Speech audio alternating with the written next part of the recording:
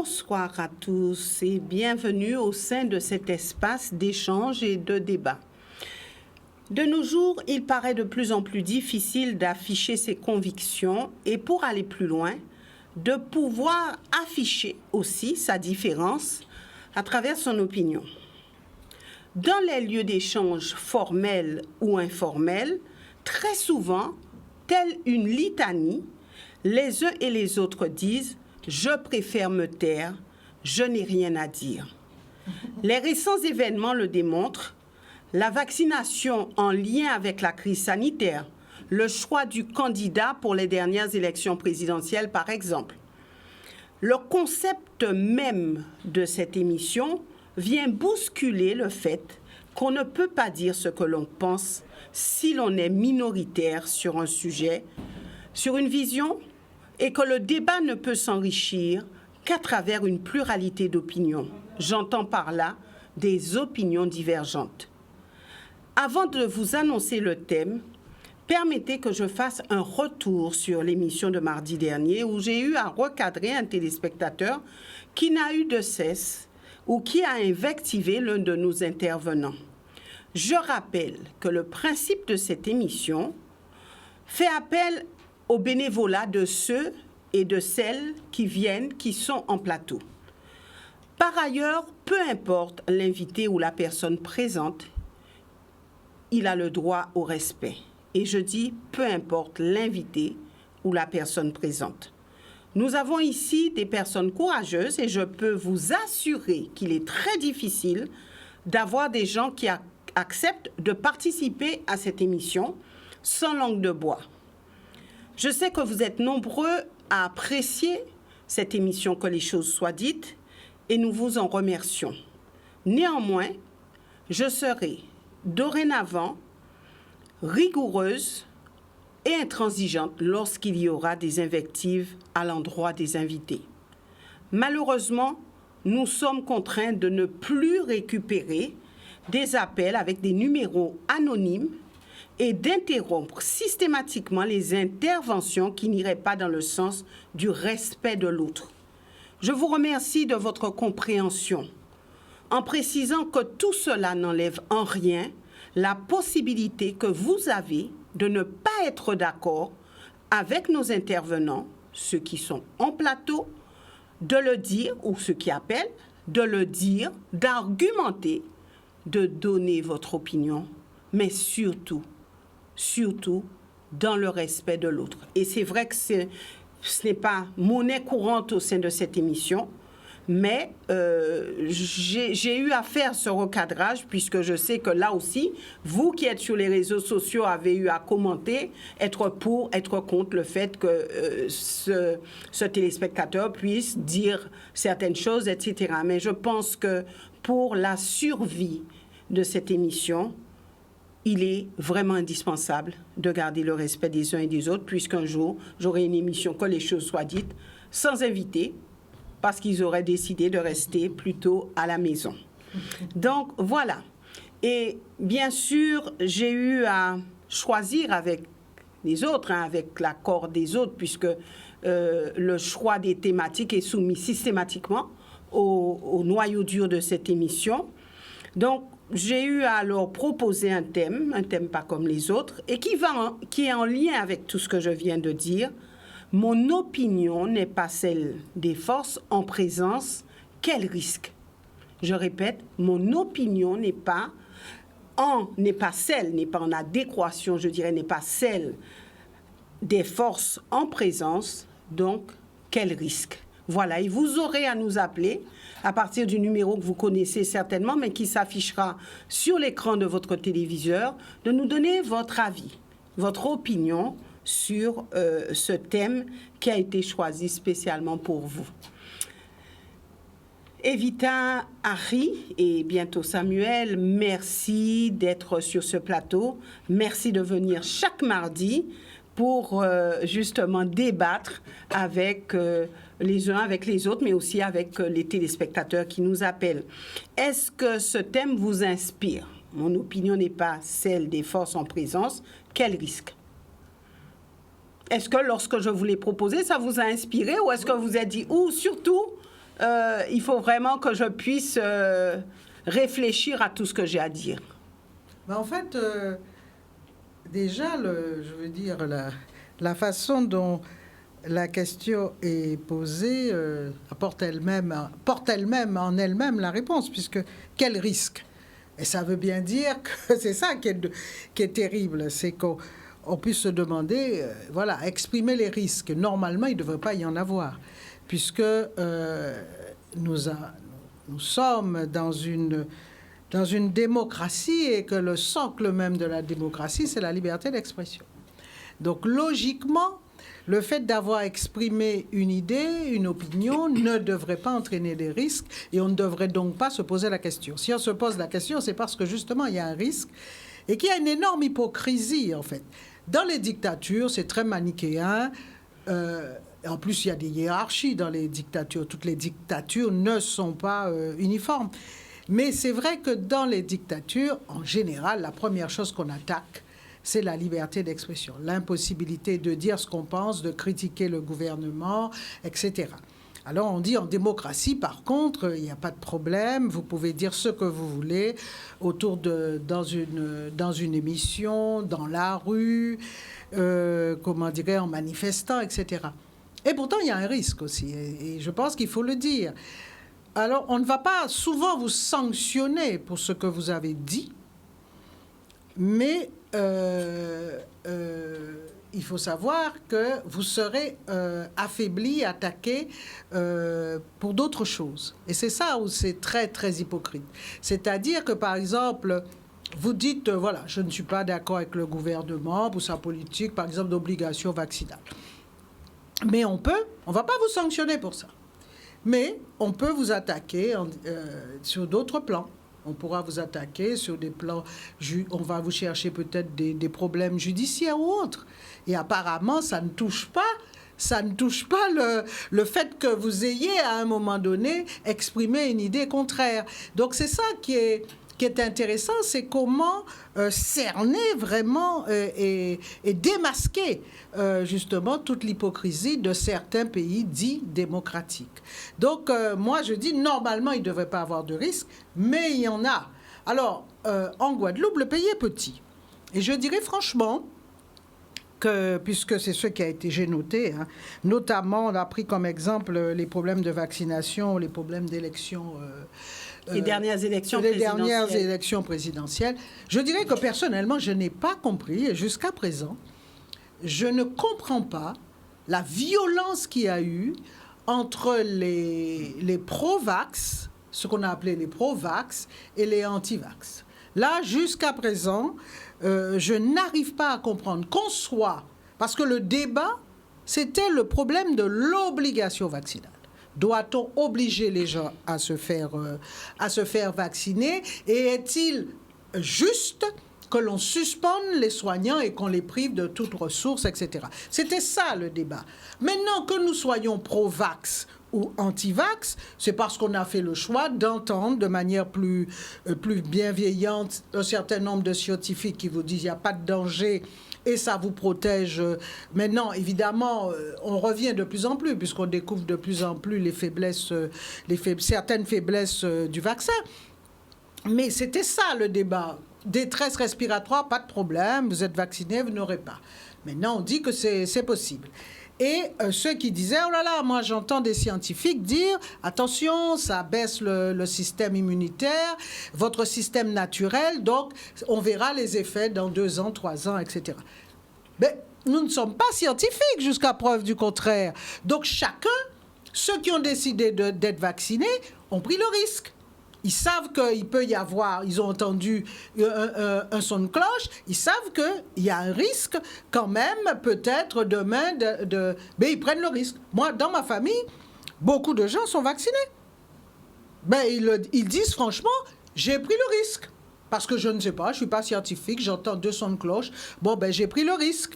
Et puis, ceux qui ne sont pas vaccinés disent, ah ben non, justement, j'ai le risque peut-être de la détresse respiratoire, mais je ne veux pas le faire à cause de ce qu'on dit, des effets qu'il peut y avoir dans 2-3 ans.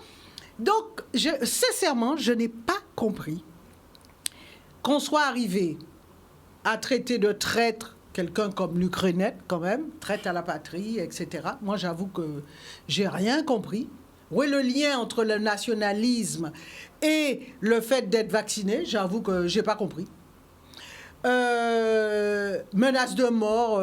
Au tout début, hein, Patricia Baffotrobo a eu des menaces de mort quand même assez graves. Là encore, parce qu'elle a pris une position, elle a dit, bon, moi je pense qu'il faut que les gens se vaccinent. Et j'ai la balle. L'avocate Gélabal, elle brûle, ça a été encore plus loin. On brûle sa voiture parce qu'elle défendait les gens sous les barrages.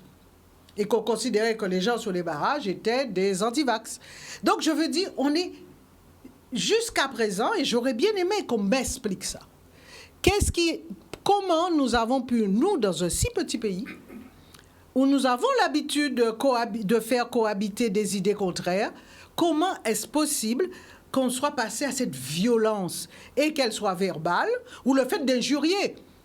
Voilà, une femme dit quelque chose, on la traite de putain, de vermine, de prostituée, etc. Je veux dire, je ne sais pas, qu'est-ce qui s'est passé? Alors que le seul problème qui aurait dû nous intéresser sur cette question, c'est la question de l'obligation vaccinale. Et surtout que moi, je connais un certain nombre de gens qui défilaient tous les samedis et qui sont vaccinés. On n'a pas réussi dans ce pays-là à faire la distinction, comme j'ai vu en France. Il y avait beaucoup de gens vaccinés dans les manifestations qui disaient « Moi, je suis vacciné, mais je considère qu'on ne doit pas obliger les gens à se faire vacciner et on ne doit surtout pas suspendre les soignants. » Alors, ça m'amène à une question, et puis on va lier les deux. C'est quoi une opinion? Parce qu'on parle d'opinion. C'est quoi une opinion? Il y a déjà l'opinion publique. L'opinion publique, c'est la pensée conventionnelle admise par la majorité. Voilà. Et la pensée en général qui est insufflée par les dirigeants. C'est ça qui est intéressant dans la question de l'opinion publique. C'est aussi la question de la fabrication de l'opinion. Comment on fabrique une opinion publique? Et ça, c'est passionnant. Parce que c'est souvent, elle vient d'en haut. La pensée d'en haut, et puis on la diffuse. Et comme les gens, en général, ont tendance, et c'est où la Guadeloupe, il faut reconnaître, par moment, la Guadeloupe peut étonner, c'est qu'en général, regardez en France ce qui s'est passé, même si au tout début, les gens n'étaient pas pour le vaccin, à la fin, tout le monde, on peut dire, je ne sais plus combien, 70%, 80%, hein, des gens qui sont vaccinés, parce que l'ordre vient d'en haut. L'ordre vient d'en haut et on l'intègre. Donc, ça, c'est une violence bien connue.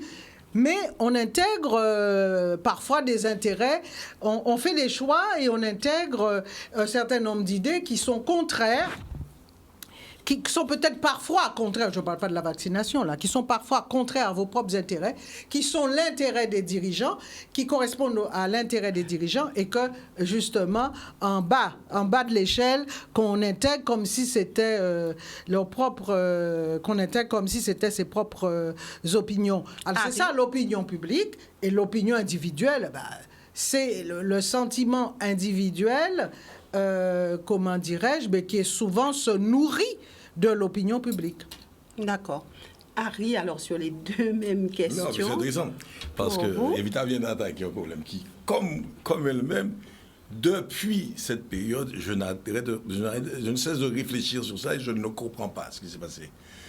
Mais surtout, je trouve ça très grave et je trouve ça extrêmement dangereux en même temps pour nous. Parce que c'est vrai que ça a été quelque chose d'assez lourd à gérer. On se retrouve à un moment, c'était une vraie division en famille, entre nous. Enfin, ça allait très loin, c'était violent, c'était tout.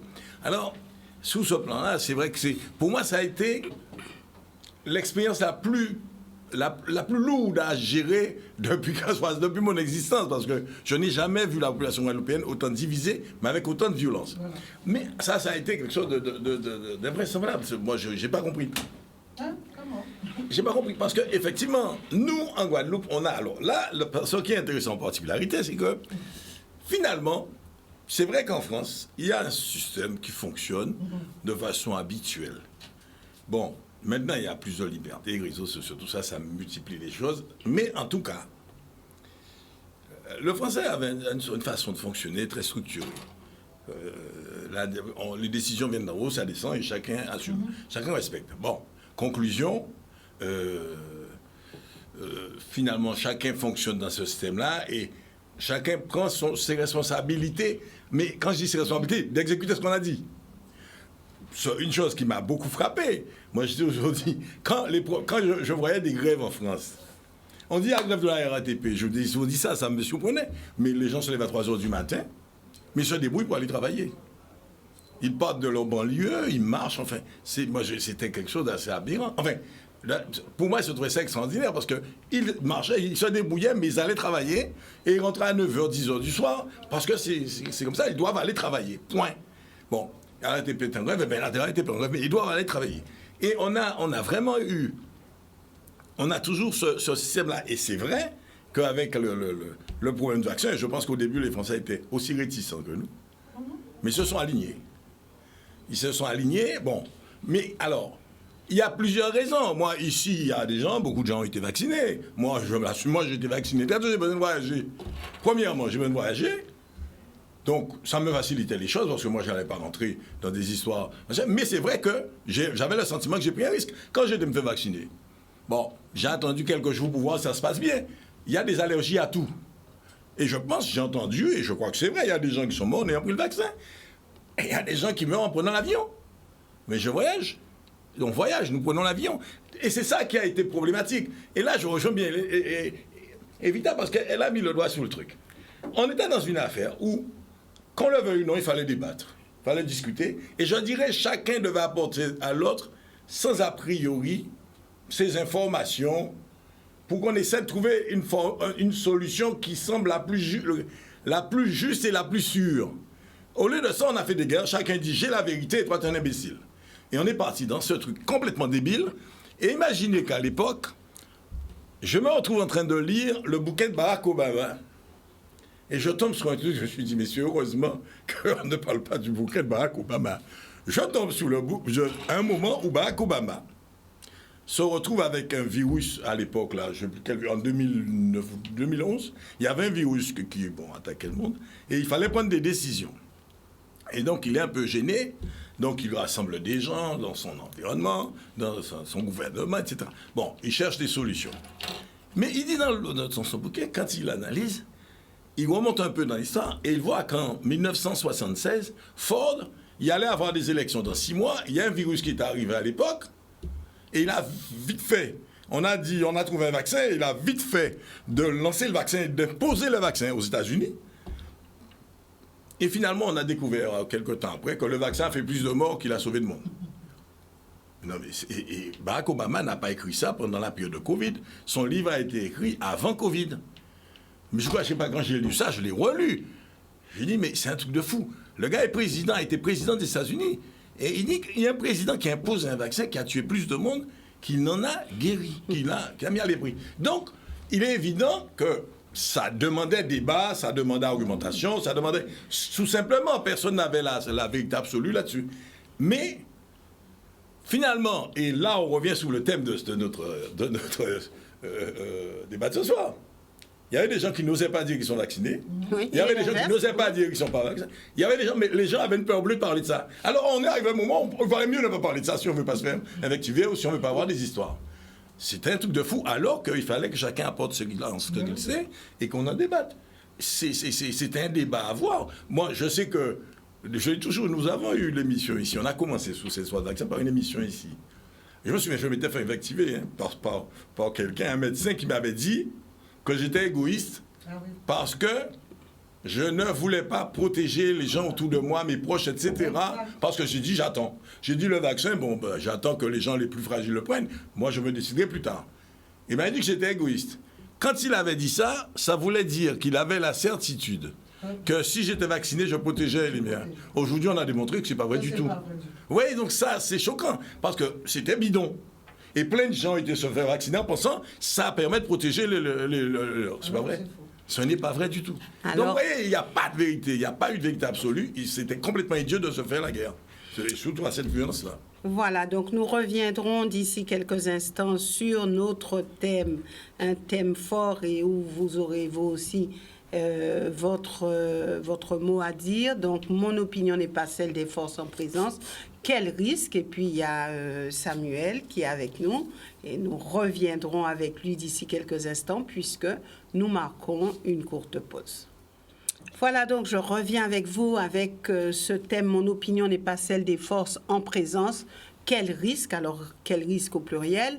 Avec Samuel, nous poursuivrons, à moins qu'Harry veuille rajouter des éléments à ce qu'il avait dit tout à l'heure. On reçoit Samuel.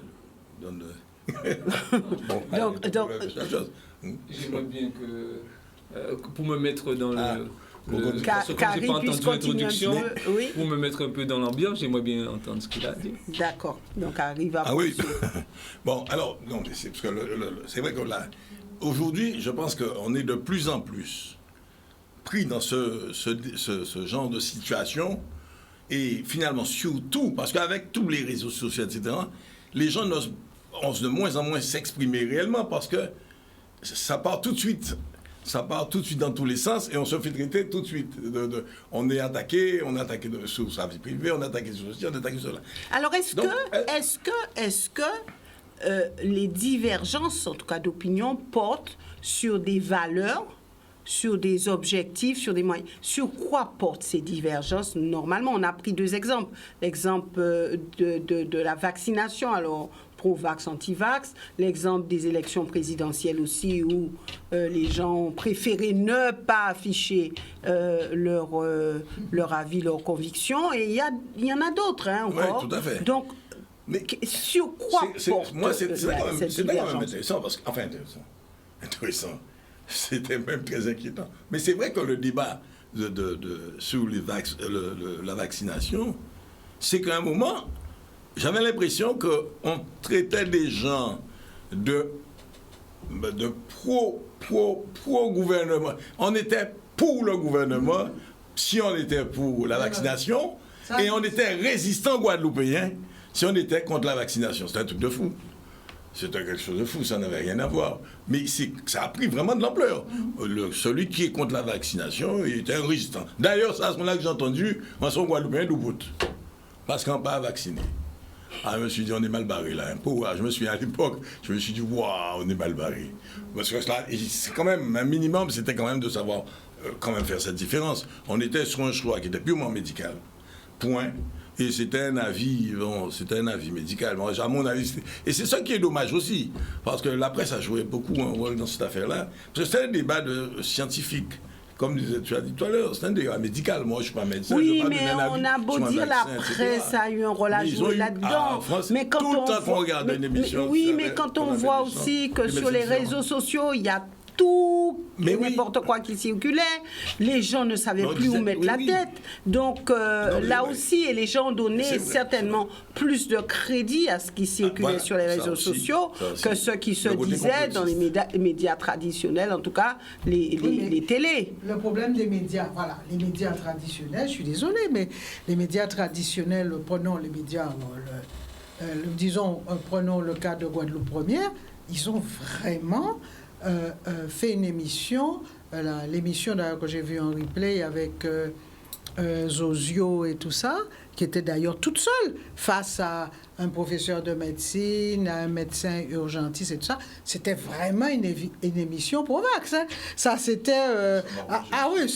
c'était à la limite d'un scandaleux. Hein. Ça m'avait un peu... Le professeur de médecine était un bon ami. Je l'ai trouvé un peu violent dans cette affaire-là. Prétentieux, moqueur, arrogant, se moquant avec des certitudes. Donc... après, quand Lise Dolmar a essayé de mettre un peu d'équilibre, elle l'a payé. Hein. Ouais, donc, alors qu'est-ce qu'elle a dit, Lise Dolmar? Elle a dit simplement demander aux médecins, soyez vigilants parce qu'il y a des effets secondaires et que beaucoup de médecins font semblant de ne pas voir et de ne pas comprendre que c'est lié au vaccin. Donc, ils ne mettent pas sur la fameuse plateforme. Et il y a des gens qui ont des effets secondaires graves. Elle n'a jamais dit ne vous vaccinez pas. Elle a dit simplement... Elle demandait en fait aux médecins de faire attention et d'avoir un peu plus de courage. C'est tout. Parce que la pensée officielle, et c'est ça qui est intéressant. C'est de voir l'impact de la pensée officielle. La pensée officielle qui venait d'en haut du gouvernement, c'était il faut absolument faire une politique pro-vax. Donc, toutes les émissions devaient être pro-vax. C'est pour ça que je dis que là, on est dans un système qui est quand même un peu hypocrite quand on dit qu'il est totalement démocratique. Il n'est pas normalement la démocratie, enfin l'idéal de démocratie s'éloigne, ça c'est sûr. Je reviendrai toujours sur la formule de Rousseau. Pour se gouverner démocratiquement, il faut être un peuple de Dieu. Bon, mais c'est vrai que c'est quand même surprenant parce que quand je reviens sur tout ce qu'on a vécu, il y a des gens, justement, des gens qui sont vaccinés. Alors ça, c'était, pour moi, il y avait un vrai débat à ce niveau-là.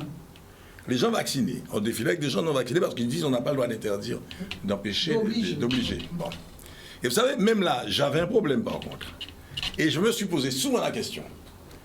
Et si on était, d'ailleurs j'ai essayé de regarder, j'avais envie de savoir ce qui se passait à Antigua, à Dominique, dans les pays indépendants. Et si on était indépendant, comment on aurait fait? Parce que... Comment on aurait fait? Mais comment on aurait géré ça? Oui, si on était un pays indépendant? Parce qu'on est parti d'un dossier qui vient de Paris, une loi arrive, etc. Donc, ça s'est positionné, on est anti, c'est presque l'anticolonialisme se positionnait, on voulait le positionner comme ça. Si je suis anticolonialiste, je suis anti-vaccin, si je suis pro-machin, enfin, ça a pris une tournure dans tous les sens. Mais, n'empêche, je me posais toujours la question, bon, en dehors de cet aspect-là, mais nous, on serait un pays autonome, indépendant aujourd'hui, c'est nous qui décidons. Qu'est-ce qu'on aurait fait? Pourquoi je dis ça? J'ai entendu souvent des gens tenir des propos qui me faisait peur en même temps sur l'avenir, parce que quand quelqu'un me dit on n'a pas le droit d'obliger, je ne suis pas tout à fait convaincu non plus. Ça dépend dans quel contexte. Parce que je me suis toujours posé la question. Là, c'est un cas, on ne maîtrisait pas scientifiquement le problème. Mais je prends un cas précis, un virus est violent, il tue, et c'est sûr, il tue vite. Bon. Supposons que ce virus est d'une contagion très extraordinaire, se propage très vite et est mortel. Si on est sûr, si on a trouvé un vaccin, et ce vaccin, on est sûr qu'il évite ça. Moi, je suis chef d'État, moi, je l'impose. C'est mon boulot. Mon travail de chef d'État, c'est de l'imposer. Alors justement, j'ai pris l'exemple. Là, il y a un problème. Hein. J'ai pris l'exemple de la vaccination des dernières élections présidentielles. Vraiment, c'était pour donner des exemples sur. Je donne mon opinion et ça va pas dans le sens du plus grand nombre. Quel risque, ou de ceux qui dirigent, quel risque. Et j'aimerais bien vraiment qu'on puisse débattre là-dessus, parce que justement, sur ces deux sujets, on a vu qu'il y avait des gens qui n'osaient pas dire ce qu'ils pensaient. Il y avait des gens, moi j'ai quand même rencontré des gens qui disaient, je me suis appuyée aussi sur ça, qui disaient, je suis vacciné, mais surtout, même dans ma famille, personne ne sait que je l'ai fait. Et je trouve ça très, très grave. Donc, d'autres qui disaient, moi, je suis contre, mais là aussi, dans ma famille, ils sont quasiment tous vaccinés, donc je préfère ne pas en parler. Quand j'ai essayé d'en parler, je me suis fait jeter. Enfin, bref, on a l'impression aujourd'hui que donner son opinion sur un sujet comporte un certain risque, voire des risques. Donc on va vraiment parler, on va rentrer en plein dedans avec Samuel pour qu'il nous dise un petit peu ce qu'il en pense. Alors, aborder ce sujet-là sous l'angle des anecdotes populaires, je vais me garder de le faire pour le moment. En tous les cas, c'est pour moi un sujet purement politique, hein, c'est politique.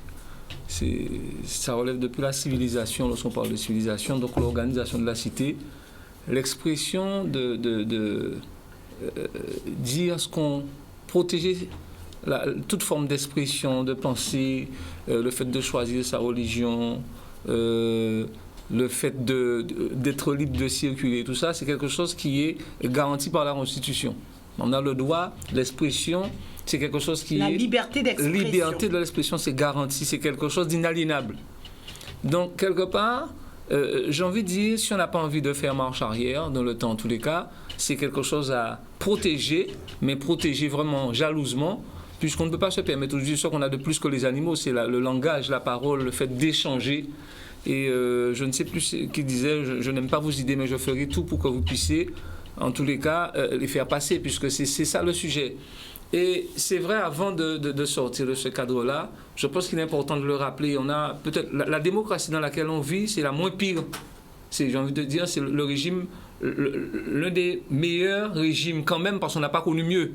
Parce que où nous sommes là, si nous parlons, nous discutons et que nous nous adressons aux téléspectateurs, c'est parce que nous sommes libres de le faire, mais nous sommes protégés par cette institution. Nous sommes protégés par cette loi-là. Personne ne peut nous empêcher de le faire. Donc, à partir du moment... Ce qui, par contre, qui est contre la démocratie, c'est lorsque vous appelez à la haine, lorsque vous diffamez. Ça, c'est vraiment de l'ordre du pénal. Je suis assis à côté d'un avocat. C'est ça que vous n'avez pas le droit de faire. Mais par contre, dire vos idées, on s'est battu pour ça. Les gouvernements se battent, par exemple, lorsque vous êtes même les minorités. On doit s'exprimer. Lorsque vous allez à l'Assemblée, au Sénat, vous êtes dans les mairies, les minorités ont le droit de s'exprimer. Et quelque part, le maire, le président de région, le président de département est tenu de laisser s'exprimer cette petite minorité-là, cette minorité-là en tous les cas. Donc ça veut dire que c'est quelque chose qui est le plus petit, c'est quelque chose qui nous protège, qui protège chacun. Donc les gens qui ont l'impression qu'ils sont forts parce qu'ils veulent empêcher les autres de parler, ils se gourrent parce qu'il faut faire attention que demain, ils ne soient pas en position justement où cet instrument-là même qu'ils ont voulu combattre, eh bien que ça leur revienne au visage comme un effet boomerang. Puisque si lorsque vous imposez quelque chose et que vous dites, bon, j'impose aux autres et que les autres n'ont pas le droit de parler, n'ont pas le droit de s'exprimer, comme ce qu'on connaît depuis, les réseaux sociaux, c'est vraiment un dérapage. C'est un dérapage, quelque part, de ce que ça devrait être nos sociétés. Parce qu'au contraire, les réseaux sociaux, d'ailleurs, et quand je dis un dérapage, pas vraiment les réseaux sociaux, la manière dont on utilise, puisque les réseaux sociaux ont permis aujourd'hui de faire des réunions, de tenir des réunions à distance, de prendre des décisions à distance. Donc, quelque part, l'instrument s'est modernisé pour nous permettre encore de continuer à nous exprimer. C'est-à-dire, même lorsque nous sommes empêchés physiquement, on a parlé d'ailleurs, on n'a jamais utilisé autant ce mot présentiel. Lorsqu'on ne peut pas se voir, mais on continue à s'exprimer par le biais des réseaux sociaux, par le biais, voilà. Donc cela signifie que l'instrument en lui-même, c'est un instrument qui est formidable. Par contre, ce qu'on en fait, c'est autre chose. Et vous avez effectivement des personnes qui... De toute manière, il y a une chose qui est simple. Pour moi, s'exprimer, avoir le droit de s'exprimer, c'est quelque chose de formidable. Mais si on veut aller dans le sens de tout le monde, c'est beaucoup plus confortable. Ça demande moins d'arguments, ça demande moins d'efforts, parce que vous plaisirez. Si on est à la course, je veux vous courtiser, mais j'ai juste qu'à vous dire ce que vous avez envie d'entendre.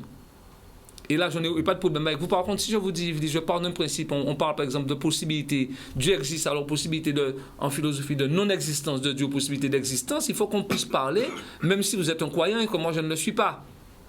Donc, et à aucun moment, ça ne doit nous empêcher de parler, même si nous ne sommes pas d'accord in fine, mais en fait, on va pouvoir échanger sur des problématiques qui, quelque part, nous séparent dès le départ. Mais il faut avoir l'intelligence d'accepter, et ça demande, c'est un effort intellectuel, que de discuter avec quelqu'un qui n'a pas la même vision que vous, et vous apportez, parfois, vous pouvez faire que la personne peut changer d'avis, hein, même si elle ne vous le dit pas, même si elle ne le reconnaît pas. Est-ce l'objectif, est-ce le but premier? Non, j'ai dit, elle peut changer d'avis, elle n'est pas obligée de changer d'avis, mais vous-même aussi, vous pouvez changer d'avis, vous pouvez partir. Moi, j'ai pas... Effectivement, Harry l'a dit, sur la vaccination, on n'a pas cessé, en fait, quelque part. Personne n'était sûr de rien. On a parlé, on a vu que parfois, même lorsque vous preniez le vaccin, vous n'étiez pas sûr que vous aviez fait le bon choix. Donc, quelque part, vous étiez conformé pour des raisons parfois, parce que vous croyez vraiment que ça vous protégeait et tout. Donc, il n'y avait pas d'autre solution. Avec un petit doute en se disant, non, mais quel que soit le doute, il n'y avait pas d'autre solution. Donc, vous faisiez cet acte-là, ça pouvait marcher d'ailleurs. Ça a marché dans certains cas et ça n'a pas marché dans d'autres. Donc, c'était vraiment un sujet qui était une décision qui était purement personnelle. Sauf que, comme Marie le dit, nous serions un État. Eh bien, notre chef d'État aurait été obligé de prendre une décision. La décision, quelque part, aurait ressemblé à la décision de tous les autres chefs d'État voisins. Parce que dans la Caraïbe, pas très loin, la Dominique, enfin partout, à la Dominique, vous ne sortiez pas, vous ne rentriez pas à l'intérieur, enfin sur l'île, je crois que tous les bateaux voilà, ne pouvaient pas aller sur l'île puisque c'était fermé. Mais le Premier ministre n'a pas demandé, hein, il a imposé. Bon, on peut dire ce qu'on veut, mais on a vu quand même qu'il n'y a pas eu beaucoup de morts. Il a pu protéger. Donc, quelque part, il a imposé cette vaccination-là. Voilà. Donc, quelque part, il a fermé déjà. Il a fermé, mais il a vraiment verrouillé. Donc, il n'y avait pas d'aller-venu. Donc, voilà. Donc, quelque part, je dis que, de toutes les manières, si demain nous devenons indépendants, nous serons obligés, la personne qui dirige ce pays sera obligée de prendre des décisions purement impopulaires. Il va être détesté. Mais sera obligé de prendre des décisions. Parce que décider parfois, c'est aussi parfois se faire détester. Lorsque vous n'avez pas, vous avez devant vous, vous êtes responsable, vous êtes un président de responsabilité, mais vous devez de protéger votre... Alors, comment arrive-t-on quand même à se dire, j'ai une opinion, mais je préfère me taire parce que il y a des risques pour moi, c'est dangereux pour moi de devoir exprimer ce que je pense, de devoir dire les choses. Comment en est-on arrivé là? Est-ce que de tout temps, ça se passait comme ça en Guadeloupe? Ou est-ce que depuis les moments, je dirais, difficiles et compliqués, on n'arrive plus à s'exprimer parce que ce sont des sujets qui divisent et certains ont donc préféré se taire. Et beaucoup ont préféré se taire sur certains sujets. Alors, je voulais juste, avant de répondre à ça, je voulais répondre à Harry. Harry qui dit, si vous étiez indépendant, bon, premièrement, Harry, je sais pas, je prends l'exemple de Saint-Domingue, dès qu'il y avait, quelqu'un avait au tout début, hein, dès qu'on avait perçu qu'elle avait le Covid, il y avait des kits avec un certain nombre de médicaments qui n'étaient pas le vaccin. Et ça a bien marché chez eux. Donc, je veux dire, ils ont pris des mesures. Ça, c'est sûr, ils ont pris des mesures, mais qui n'étaient pas obligatoirement le vaccin en soi. Puisque dans les kits, il n'y avait pas de vaccin. C'était un certain nombre... Tu prends des mesures. Tu vas le prendre des mesures. C'est ça que je dis. Non, mais d'accord. Tu vas prendre des mesures. Et c'est normal que tu prennes des mesures. Par contre, ce que je voulais quand même... mais même si... Moi, je pense, même si, comment dirais-je, l'État guadeloupéen, donc indépendant, avait pris une décision de vaccination, premièrement, je ne pense pas sincèrement qu'ils auraient fait la suspension des soignants. Ah ben oui, parce que c'est ça le problème. Parce que c'était... Attendez, 70%, c'est pas évident. Dans un pays, là, 70% les gens ne veulent pas être vaccinés. Décider froidement, utiliser les soignants, leur demander quand ils avaient... Parce que c'est ça qui est grave. Quand ils avaient le Covid, on leur disait, si vous n'êtes pas couché avec je ne sais plus combien de fièvre, venez travailler. C'était la note de service, je l'ai lu. Et subitement... On les a obligés à soigner des gens dans une chambre où il y avait un lit, une personne parfois qui avait le Covid, et l'autre lit, la personne n'avait pas le Covid, et parfois le soignant ne le savait pas. Donc je veux dire, il y a une énorme hypocrisie dans toute cette affaire-là. Mais je voulais juste dire aussi quelque chose. Il ne faut pas oublier aussi que dans la Guadeloupe indépendante, puisque tu as parlé de cette question... je pense que les mesures qui seraient prises n'auraient pas cette coloration, cette odeur de méfiance. Et ça joue beaucoup aussi.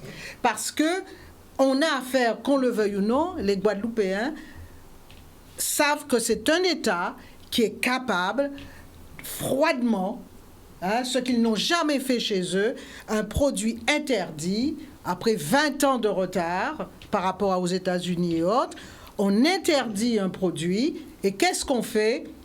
On fait, avec 20 ans de retard, on fait des dérogations. Et ça ne s'est jamais fait. Donc, quand on me parle de démocratie, c'est bien gentil, mais je dis, voilà, concrètement, est-ce que ça, c'est le respect d'un peuple? Non.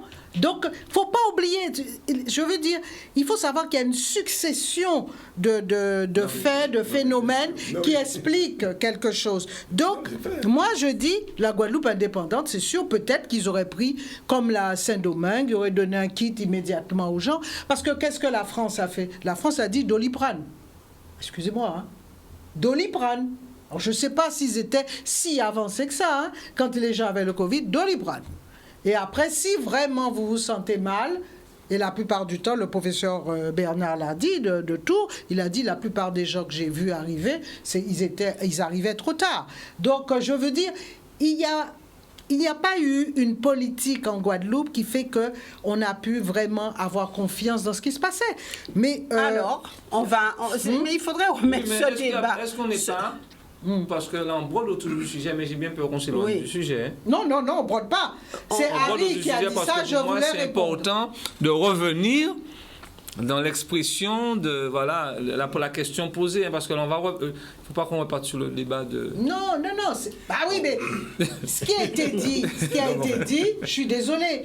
Là où il y a eu une violence verbale, une violence, des menaces de mort quand même, voiture brûlée, bouger la balle, etc., incontestablement, et Yves Boissé vient de le dire, c'était dans le cadre justement de cette histoire d'obligation vaccinale. Donc on est obligé d'expliquer pourquoi, qu'est-ce qui s'est passé, et Harry vient dire, si vous étiez indépendant, c'est évident qu'on aurait pris des mesures, mais peut-être pas celles que la France a pu prendre. Et de toute façon, il n'y aurait pas cette méfiance. Donc, alors, est-ce dangereux aujourd'hui, et je vais poursuivre, d'afficher son opinion?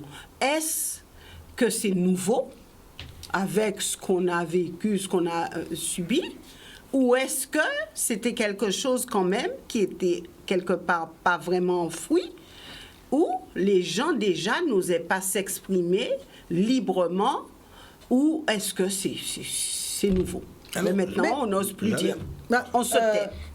Vas-y. Non, c'est-à-dire... Alors, ça peut... répondre. C'est un problème là, parce qu'on l'aborde, parce qu'il faut savoir de quel côté. Il y a ce que j'appelle le rapport avec le public, avec les gens, leurs réactions, etc. Mais il ne faut pas oublier, il y a l'institution. Parce que quand on parle de ça, je considère que le Guadeloupéen, pendant très longtemps, je prends un seul exemple, on ne cesse de dire qu'en mai 67, des gens qui ont eu des parents tués n'ont pas osé le dire. Absolument. À l'époque. C'est vrai qu'on a entendu cela. Ils ne le disaient pas, parce qu'ils craignaient la réaction. À l'époque, des gens n'osaient plus dire « je suis indépendantiste ». Parce que les risques étaient énormes. Quand si on est enseignant, on connaît la suite. Le Borgne et tout le reste ont été exilés, etc. Donc, il y a... Et d'ailleurs, je pense qu'on a... Et c'est un peu ça un problème important ici, parce qu'on a vécu... En Guadeloupe, on a vécu beaucoup avec cette crainte de l'institution. C'est la crainte de l'institution, il fallait pas aller sur un certain nombre de terrains. Donc il y a eu ça qui a formaté un petit peu le public. Moi, je me souviens d'un ami de mon âge, on était ensemble, on s'est retrouvés, on sortait d'un truc dans une soirée à Carnot, mais c'était un truc d'ailleurs, enfin à l'époque c'était sur Cuba. Mais quand on arrive sur la route, on se fait arrêter, on nous demande nos papiers. À l'époque, on n'avait même pas de papiers quand on circulait en Guadeloupe. Moi, j'avais même pas encore fait de carte d'identité. À l'époque. Non, c'est vrai. Et on nous a demandé nos papiers. Il n'y a pas de papiers, mais bon. Mais je me souviens, j'étais un peu... Je dis, mais c'est quoi cette histoire? Vous me demandez des papiers de quoi? C'était quelle époque, il avait... là, on était dans les années 71, 70. Mais je me souviens, le copain, il me dit, tu m'as pela, c'est monsieur Bétiressio. Mais j'étais un peu si... Mais il me dit, mais pourquoi? Parce qu'il avait vu ça. De chez lui, en mai 67, il avait vu tirer sur un gars, un cycliste. Et il avait vu tirer sur le gars. Mais comme ça, le gars roulait. Et il était sous son balcon, à l'immeuble Sirf. Eh bien, ça, il considérait que les forces de l'ordre, en Guadeloupe, peuvent tirer facilement. Eh bien, pour lui, il a paniqué. Il me dit, tais-toi, ils vont nous tirer dessus. Et donc, et c'est ça le drame. C'est que, d'ailleurs, notre situation demande une gestion très particulière, parce qu'on n'est pas, et je ne cesserai de le dire, on n'est pas un peuple normal. Et on ne sera jamais un peuple normal parce que les rapports qu'on a eus sont très particuliers. Donc il faut qu'on mette une intelligence à former, à essayer de créer notre peuple par rapport à nos conditions, notre passé. Parce que cette histoire de crainte, cette façon et cette façon facilement de rentrer en conflit par rapport... Parce que finalement, quand on regarde bien, on rentre en conflit, mais on le pose toujours par rapport à l'État qui dirige. Nos conflits ont toujours ça comme base. Hein. On est toujours en train de se positionner par rapport à ça. Et quelle position qu'on a par rapport à cet État. Et regardez, parce que là, on parle de vaccin, mais on revient à la politique. Pareil. Le conflit, c'est par rapport à l'État. On est toujours en conflit par rapport à l'État. Mais je voudrais juste dire, parce que j'ai répondu à Harry, maintenant à Sam, quand Sam dit la liberté d'expression, effectivement, on vient de le dire, c'est le socle même de la démocratie, et qu'on a la chance d'avoir un système, un régime qui permette justement cette liberté d'expression. Je dis, il faut quand même rappeler que ça, et même en France d'ailleurs, si on va très loin dans l'analyse, en France, je suis désolé, hein, les radios libres, c'est sous Mitterrand. Hein, c'est 80. Il ne faut pas oublier que comment dirais-je, c'était le ministère de l'Intérieur qui gérait les actualités en France. Donc, ça, c'est une chose. Mais rappelez que de toute façon, indépendamment de ça, et Harry vient d'en parler, le système en Outre-mer était complètement anti-liberté d'expression. Moi, je me souviens très bien d'un professeur de philosophie brillantissime, Farrugia, et tout le monde attendait de passer chez Farrugia en terminale, parce que les élèves de Farrugia étaient tellement enflammés par les cours de Farrugia qu'ils venaient à nous plus jeunes. Ils venaient nous parler. Farrugia. Voilà. Ils venaient nous parler des cours. Tout le monde voulait faire la philosophie parce qu'il y avait Farrugia. Et tout le monde attendait ça. Et la grande déception, une des grandes déceptions justement au niveau études, au niveau scolaire du lycée, c'est que quand on a intégré le bac philo, eh ben Farrugia était expulsé parce qu'il avait sorti un livre sur l'autonomie de la Guadeloupe. Donc je veux bien aussi qu'on dise qu'en France, etc., l'outre-mer, non. C'est pour ça qu'il faut toujours ramener les choses à l'outre-mer et en disant non, la liberté d'expression, vraiment, elle n'existait pas. Ouais. Alors maintenant, comme je dis, c'est plus sournois, c'est plus hypocrite, c'est plus... Voilà, on attaque les militants par d'autres biais, mais la liberté d'expression est toujours en jeu. Ça, c'est incontestable. Donc, c'est dangereux d'afficher son opinion. Non, c'est pas dangereux si on a décidé, si on a fait le choix, justement, comment dirais-je, on a fait ce choix-là de dire les choses. Mais on sait, évidemment, qu'en disant les choses, on peut avoir les pires ennuis à côté. Voilà. Il y a beaucoup de voilà. Quel coup peut-on sur le plan professionnel, sur le plan, comment dirais-je, judiciaire. Mais aussi, oui, on peut monter des dossiers contre vous. Mais bien sûr, oui, surtout quand on est un politique. Ça, c'est sûr qu'on ne vous oubliera pas. Il n'y a même pas besoin d'être un politique. Non, mais je dis particulièrement. Voilà. Mais quand on est chef d'entreprise. Vous avez des idées affichées. Voilà, il y a des chefs d'entreprise, il y a des contrats qui vous échappent, vous avez plus d'obstacles, etc. Moi, je connais un chef d'entreprise, il avait quasiment, à un moment donné, il avait un énorme marché. Quasiment tous les jours, il y avait un contrôle de la direction du travail qui venait vérifier s'il n'y avait pas des clandestins qui travaillaient sur le chantier. À la fin, donc, je veux dire, il faut pas croire, on n'est pas dans un monde de bisounours, mais les choses, évidemment, ont changé. On n'expulse plus les gens qui disent je suis pour l'autonomie de la Guadeloupe. Pourquoi prendre un risque et de s'exprimer? Est-ce qu'il ne vaut pas mieux de se taire? Non. Ce qui se passe actuellement aujourd'hui, on le voit bien. Mais Vita le dit, c'est un choix que de parler, puisque les gens ne parlent pas, puisque en plus, parfois, c'est la majorité qui ne parle pas. C'est la majorité qui ne parle pas, contrairement à ce qu'on pense, puisque ceux qui ont des choses les protestataires se font toujours plus entendre, surtout lorsqu'ils sont en groupe. C'est un réflexe grégaire que de venir dire à plusieurs, on n'est pas d'accord sur quelque chose, donc ça passe mieux. Et effectivement, vous regardez qu'est-ce que vous y avez à gagner. parfois, si vous êtes chef d'entreprise, regardez, prenez l'exemple de la semaine dernière. Il y a plutôt à perdre plutôt qu'à gagner. Prenons l'exemple de la semaine dernière. Je fais une démonstration sur le fait que je ne sois pas, même si je comprends effectivement que les Guadeloupéens soient pas contents de la politique menée et plein de choses, que je ne comprends pas comment mon peuple ait voté Marine Le Pen. Alors, mais j'ai le droit de dire ça. Et j'ai des arguments pour dire que je ne comprends pas ça. Mais qu'est-ce qui arrive? Vous avez une téléspectatrice qui appelle et qui mélange tout et qui dit voilà, je suis allé au restaurant de ce monsieur, j'ai payé 130 €, mais pourquoi qu'est-ce que c'est? Donc, alors, si je rentre chez moi, j'ai deux solutions. Ou je me dis, bon, Samuel, où tu vas là? C'est pas la peine parce que finalement ça ne te rapporte rien que de venir en parler. Ou bien je me dis je continue à faire le travail puisque c'est un travail de conscientisation.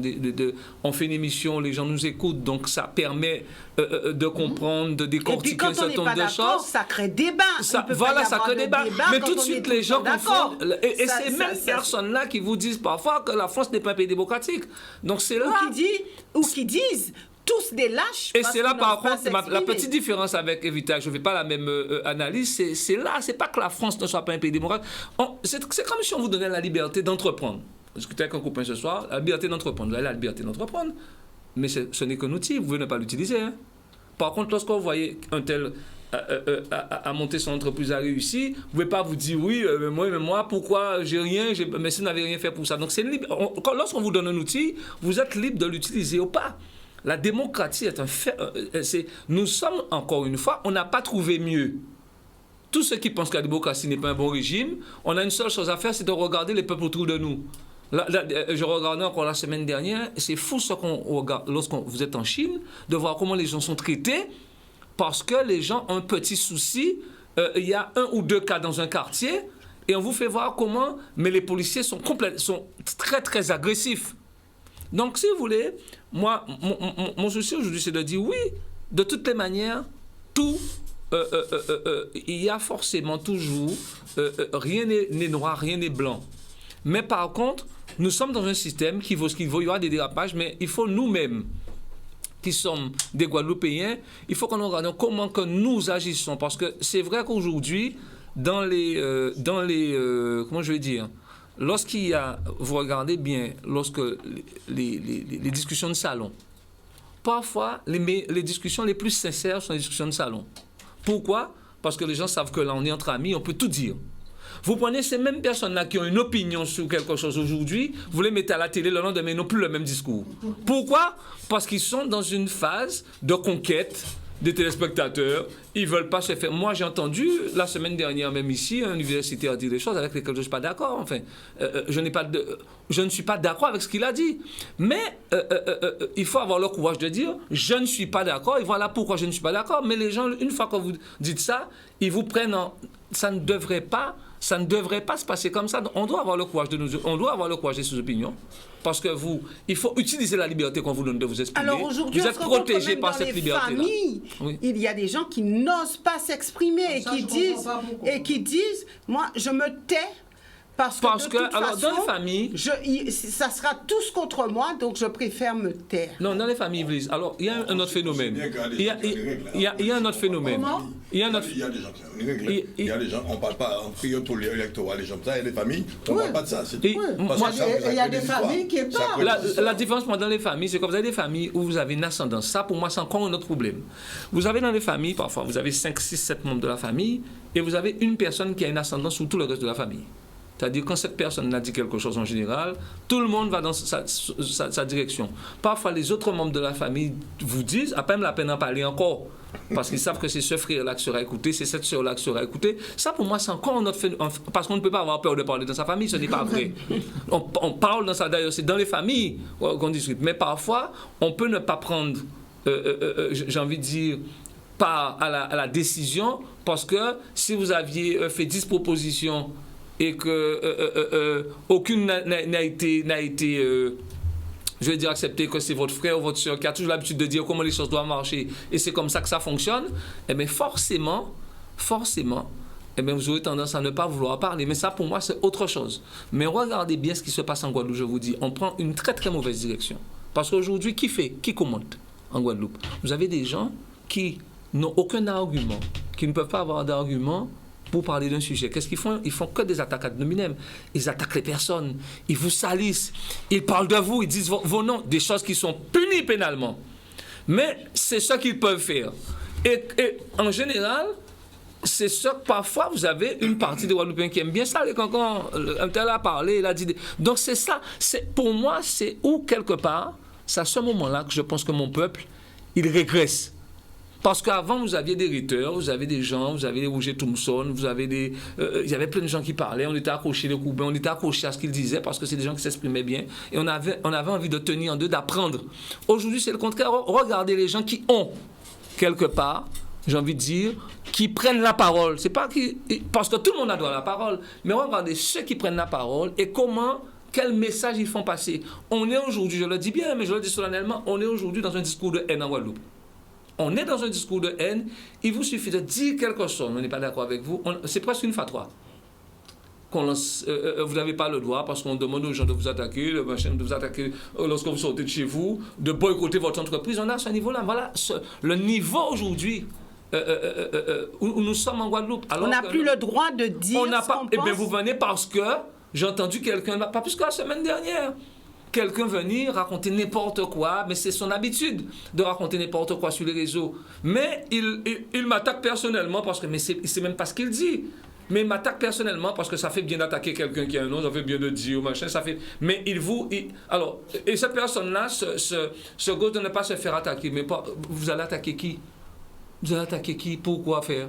Alors vous n'attaquez personne, mais cette personne-là croit que lorsque vous ne l'attaquez pas, c'est qu'il a un dossier contre vous, là, mais c'est de la bêtise. Donc, si vous voulez, moi je dis aujourd'hui, il faut que les Guadeloupéens fassent attention aussi, parce que c'est nous qui, quelque part, alimentons ce genre de dérapage-là. On doit se dire, parce que normalement, c'est des choses qui... ça n'avait pas droit de citer en Guadeloupe à l'époque, ce genre de comportement-là. Mais la faute aux réseaux sociaux? Alors, j'ai pas envie de dire que c'est la faute aux réseaux sociaux. Pour moi, les réseaux sociaux sont, j'ai encore envie de dire, c'est un instrument qui est formidable. Vous pouvez rester chez vous, travailler à distance, faire des réunions, mais vraiment productives. Mais les gens préfèrent s'exprimer sur les réseaux sociaux. Non, c'est pas les réseaux sociaux qui ont fait ça. Les réseaux sociaux, un focus. C'est des gens qui sont plus entendus parce qu'ils passent par ce biais-là. Mais c'est pas la faute aux réseaux sociaux. Peut-être que les réseaux sociaux devraient faire plus le ménage, parce qu'aujourd'hui, vous avez bien vu, aux États-Unis, Facebook a fermé le compte de Trump. Oui. Alors, donc, ils ont les moyens de le faire. Mais parfois, lorsque les choses ne sont pas faites, parce qu'encore on est dans une sorte de république bizarre, eh bien, parfois, on laisse déraper les gens. Et ces mêmes personnes-là vous disent, il faut qu'on me laisse parler, tout ça. Mais ce qu'ils vomissent tous les jours, c'est de la haine. C'est vraiment un discours de la haine et nous sommes en plein dedans. C'est-à-dire, c'est devenu aujourd'hui une mode. Alors, quelque part, c'est ce que je voudrais peut-être qu'on évite. C'est-à-dire, si nous argumentons, parlons des choses. Parlons de ce que font, parlons des programmes, ne parlons pas des gens. Parce que ça, c'est interdit par contre. Et ce n'est pas parce que nous sommes un pays démocratique que c'est autorisé. Nous avons un appel de téléspectateurs, mais je sais que Evita et Harry voulaient s'exprimer. Donc, juste après l'appel, ça sera Evita et ensuite Harry. Bonsoir, nous vous écoutons. Premier appel. Monsieur Damour. Oui. Monsieur Damour. Oui. Allez-y. Oui, monsieur Damour. Oui, bonsoir, je vous écoute. Je vous connais très bien. Oui. Et qu'est-ce que vous racontez là? Moi, je suis entrepreneur de foire climatisation. Je vous connais, vous habitez vers Grand-Bois. Alors maintenant, attendez, non. Déjà, il se trompe, je n'habite pas vers Grand-Bois. Alors je laisse ce monsieur parler. S'il me connaît très bien et qu'il me dit que j'habite vers Grand-Bois, déjà, il y a un problème. Mais vous, qu'est-ce que vous faites, vous? J'ai pas de retour, moi. Non, moi, ce que je dis, et je l'ai dit en préambule de cette émission, nous ne faisons pas d'attaque personnelle, nous parlons d'un sujet. Qu'est-ce que vous racontez, là? Bien, nous allons mettre un terme à cet appel et je serai obligée de surseoir peut-être aux appels puisque nous sommes ici pour débattre sur des idées, mais pas débattre sur les personnes. Voilà, donc je le redis, puisque cette émission a le mérite d'exister, vous l'écoutez, et vous êtes en train voilà. Mais c'est ce dont nous parlons. Nous sommes en plein dedans. Nous parlons. Est-ce qu'on a le droit de ne pas être d'accord? Est-ce qu'on a le droit de dire les choses? Ou est-ce que aujourd'hui c'est impossible? Et il faudrait vraiment qu'on puisse c'est formidable, je le dis. Hein. Il faudra que les gens le croient. Je ne sais pas si la télé a les moyens de cette politique-là, mais de faire que quand les gens appellent, ils disent leur nom, leur prénom, qu'on sache qu'on ait leur numéro de téléphone et qu'on sache qui dit quoi. Parce que c'est facile de rester chez soi, de raconter n'importe quoi. Par contre, si les gens se présentaient, disaient leur nom, après on aurait pu avoir effectivement recours contre les personnes qui racontent n'importe quoi. Voilà, ce serait très bien. Voilà, de garder, de ne pas prendre les numéros anonymes. Voilà. Maintenant, nous poursuivrons et ce serait dommage que cette émission ne soit pas une émission interactive, puisque c'est tout l'intérêt de cette émission, mais je le répète encore, pas d'attaque personnelle, l'adresse des gens, je sais où vous êtes, etc. Non, le principe de cette émission... Je n'habite pas Grand Bois, j'ai jamais habité Grand Bois. Non, mais le principe de cette émission... Donc il doit se tromper de d'amour, hein? Que vous habitiez à Grand Bois ou pas, le principe de cette émission, ce n'est pas de faire des attaques personnelles. Donc nous poursuivons. Evita voulait s'exprimer. Oui, je voulais dire 2-3 choses. Tout d'abord, je n'ai jamais comparé la France avec la Chine. Donc mais je dis simplement, Samuel a parlé ça serait peut-être la plus grande démocratie actuelle, la France. Je dis non. Il y a obligatoirement, il y a des failles. C'est pas la mauvaise. Il y a des failles. J'ai pas dit ça. Et je donne un exemple, tout simplement. Miss France, elle a été Miss France il y a quelques années, a dit sur un plateau de télévision, elle est chroniqueuse dans une émission, a dit « Ah, cette fois-ci, je ne voterai pas Macron. Pourquoi pas essayer Marine Le Pen? J'ai vu ses discours, j'ai lu ses discours, etc. » Eh bien, il y a eu un débat après. Pour dire, est-ce que c'est normal qu'elle perde, comment dirais-je, puisqu'elle est aussi dans Fort Boyard, est-ce qu'il est normal qu'elle perde, comment dirais-je, son job à Fort Boyard? Et ça a été un débat. Il y en a qui ont dit oui, parce qu'elle joue telle reine, et cette reine est vierge. Donc, quand on vote Marine Le Pen, on ne peut pas représenter une reine vierge, la pureté. Voilà. Et d'autres ont dit, mais non, c'est scandaleux. Ce qui prouve bien qu'il y a un problème, parce qu'elle a failli perdre son job. Et il a fallu, je suppose, des pressions pour qu'elle ne le perde pas. Mais naturellement, on lui faisait perdre. Donc, on voit bien que c'est... Il y a la théorie, mais concrètement, quand on rentre dans les détails, ce n'est pas si évident que ça, la liberté d'expression. Alors, sur la question de la haine, moi, je voudrais rappeler quand même que pendant très longtemps, par exemple, le monde politique était terriblement violent dans ce pays-là. Je veux dire, Fursi tyrolien, on lui a tiré dessus, et c'est un de ses lieutenants qui s'est mis juste devant, et c'est lui qui a pris la balle quand même. Donc, je veux dire, la haine en politique, les gens il y avait le principe de donner la fraîcheur, etc.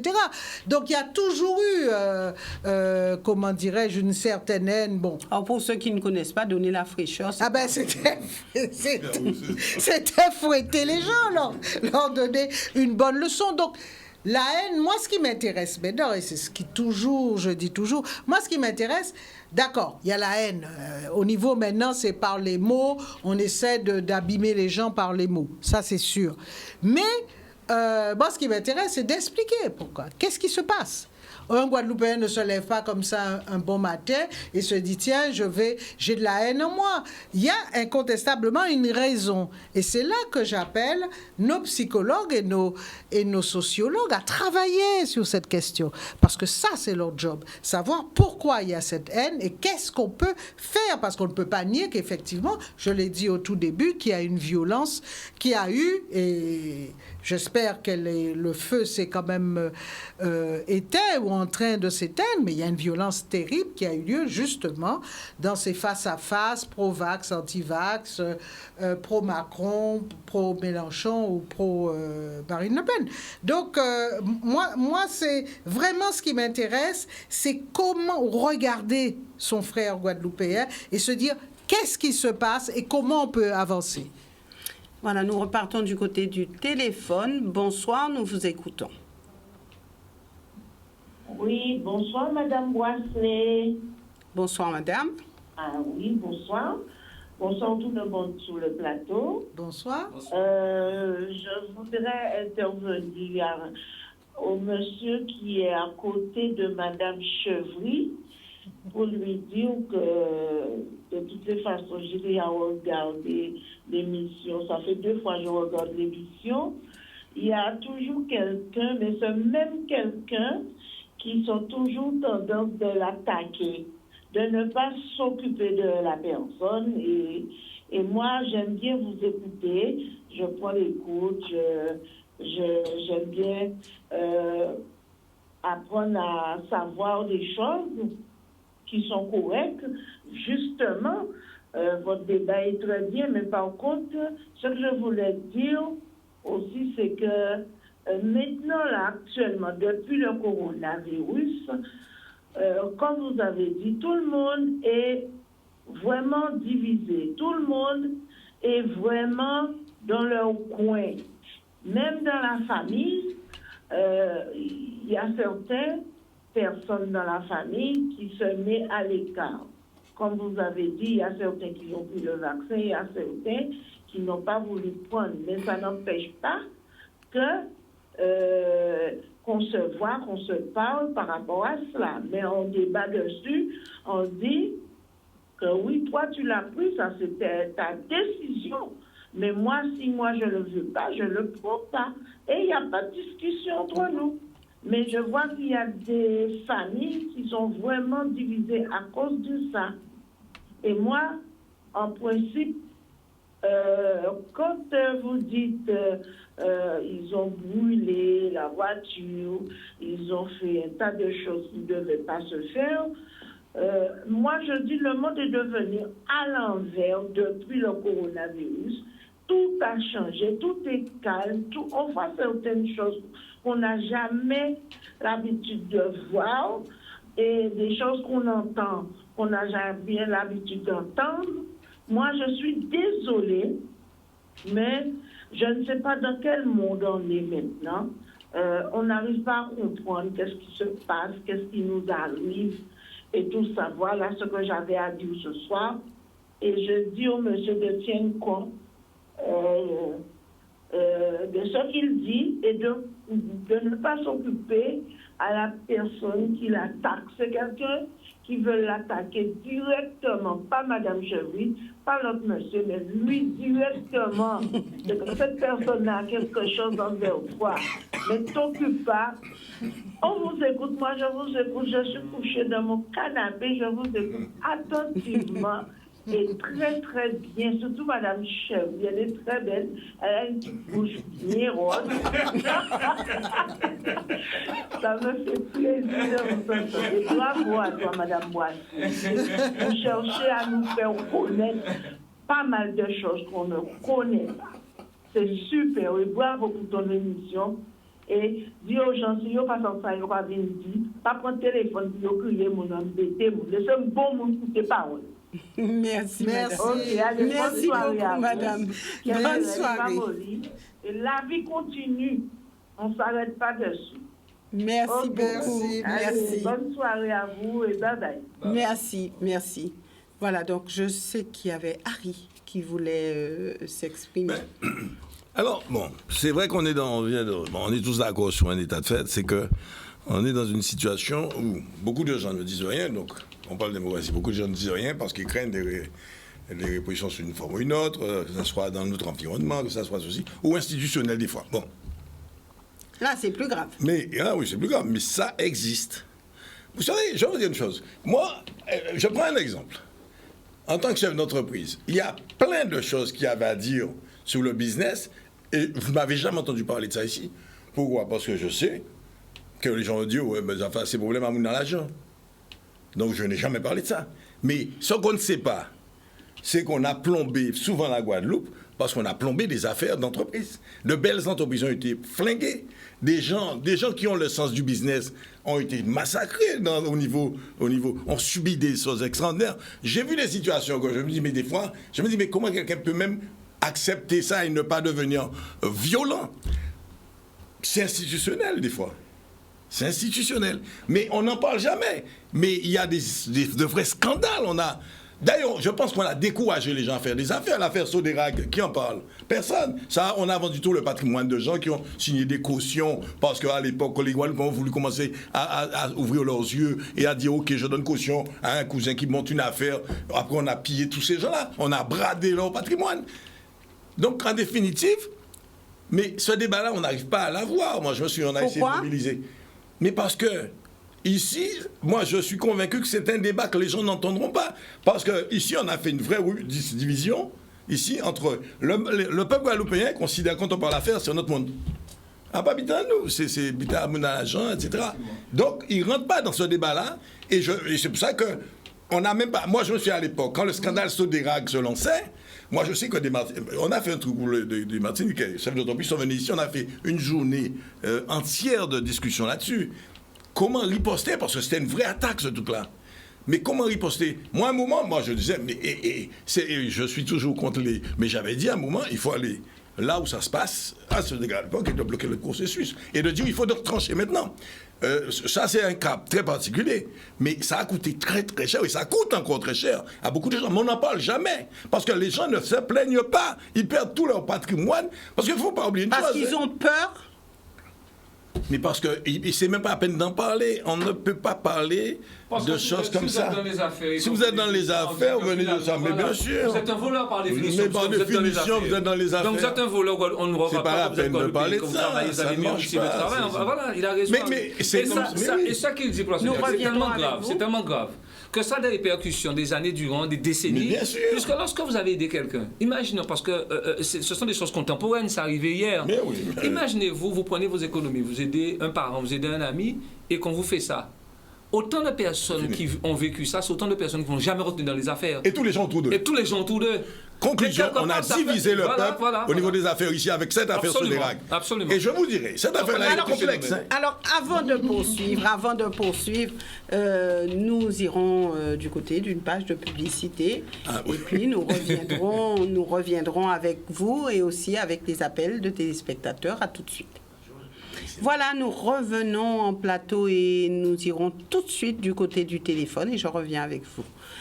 Bonsoir, nous vous écoutons. Allez-y, oui, c'est à vous. Bonsoir à tous les téléspectateurs, bonsoir à tous les gens qui sont sur le plateau. Oui, je m'appelle M. Jacques. Oui. Et le thème, c'est quand on ne partage pas les mêmes idées que les autres. Alors, je vous donne le thème exact. Mon opinion n'est pas celle des forces en présence. Quel risque? Oui, eh bien, justement, quand on n'a pas la même opinion que celle des autres en Guadeloupe, il y a de gros risques. Déjà, quand on donne son opinion personnelle, on risque de voir sa voiture brûler, sa maison brûler ou menacée de mort. M. Cotellon avait l'ordre de sa hiérarchie pour faire respecter ce qu'on lui avait demandé. Qu'est-ce qu'il devait faire? Se plier au dictat des syndicats ou démissionner? Je dois venir voir quelqu'un à l'hôpital. Je ne peux pas me garer dans le parking. Il faut que j'aille me garer au moins 500 mètres plus loin. Si je réagis devant l'hôpital, on me dit d'aller me garer ailleurs. Et c'est un parking pour l'hôpital, pour les gens qui viennent voir déjà l'hôpital. Il y a un panneau marqué « Silence » devant l'hôpital. Il ne sert à rien, puisque parfois le soir, à 22h, il y a du gros cas. Hein? Les gens sont malades, il y a ceux qui souffrent, ils ont besoin de se reposer. Est-ce que c'est normal? Si moi, je viens devant l'hôpital, je respecte, je risque d'avoir des représailles.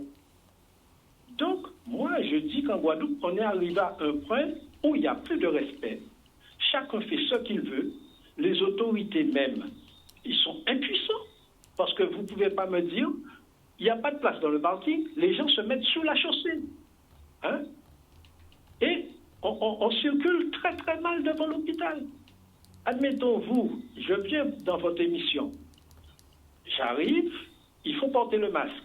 La secrétaire me dit, monsieur, mettez votre masque. Je ne veux pas mettre le masque. Qu'est-ce que je fais? Je pars.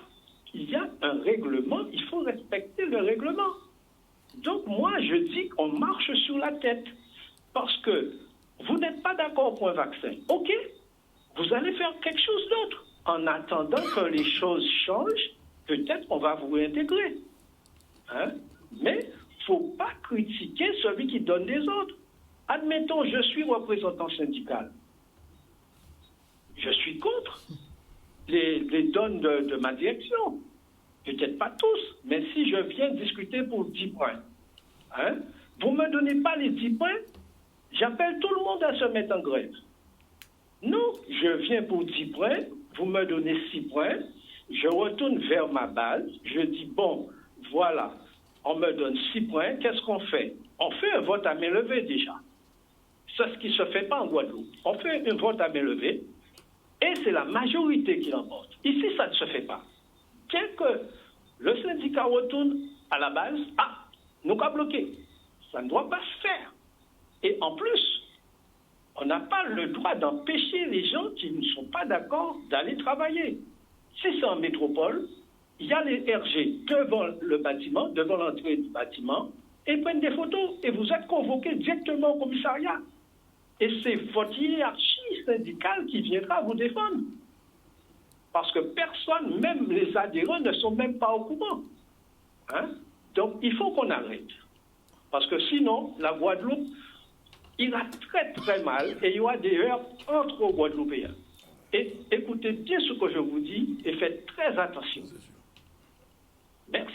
Merci, monsieur. Je voudrais...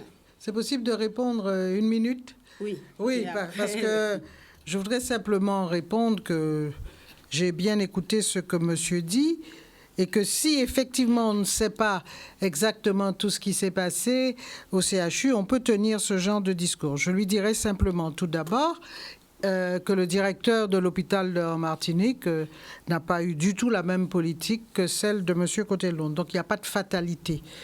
Et deuxièmement, je lui dirais que puisqu'il faut respecter, puisque c'est au nom du respect de la loi, etc., la question qui se pose et qui a été révélée au grand public lors du procès qui va d'ailleurs se terminer, qui va bientôt se terminer, puisque ça se termine le 5, je me permets de dire à monsieur que justement, dans l'hôpital de monsieur Cotellon, on n'a pas respecté du tout un certain nombre de mesures ordonnées par l'État, et notamment des choses quand même graves, qui étaient l'accueil.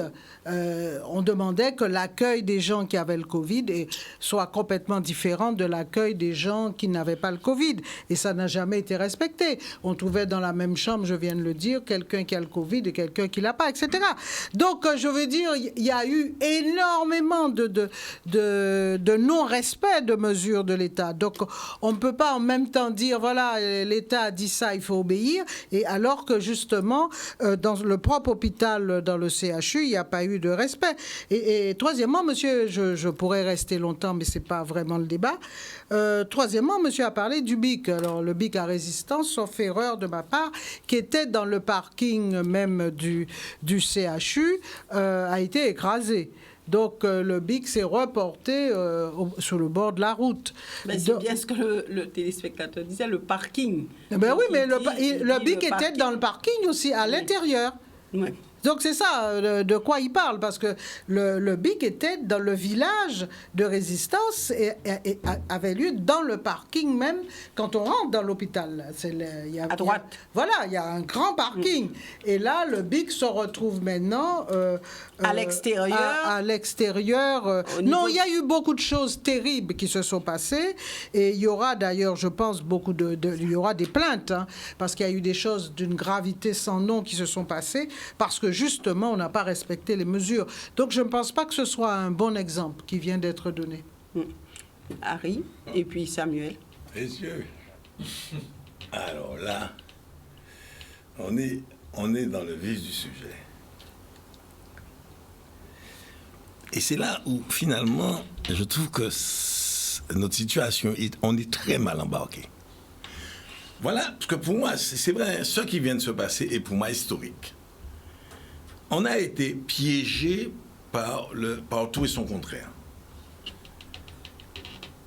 Mais quand je regarde, tout le monde a raison, tout le monde a tort, mais surtout, tout le monde joue un jeu. Cette affaire, de toute manière, était... Alors, parce que par exemple, quand je fais l'analyse, moi, de mon côté, de façon, je dirais très individuelle, j'écoute, je regarde et j'analyse, c'est tout. Je ne suis pas Evita à défendre des gens dans un truc, cadre précis, de poser, etc. Bon. Moi, je sais qu'il y a deux choses qui m'avaient posé problème. Alors, je prends le cas de Cotellon. Cotellon arrive, premièrement, il fait un audit, il fait une analyse qui est purement rationnelle et pragmatique, il dit cet hôpital n'est pas gérable. Il y a un problème de personnel qui n'est pas gérable. Il y a un hôpital, c'est pour soigner, il y a plus d'administratifs que de soignants, enfin bon. Il y a des chiffres, il y a des moyennes, il y a tout ce qu'on veut. Bon, donc c'est pas gérable. Donc là, il rentre en conflit avec les syndicats. Bon, donc on est dans une situation où il perd des points déjà vis-à-vis de ce qui se passe dans cet hôpital. Il perd des points. Deuxième chose que j'ai notée,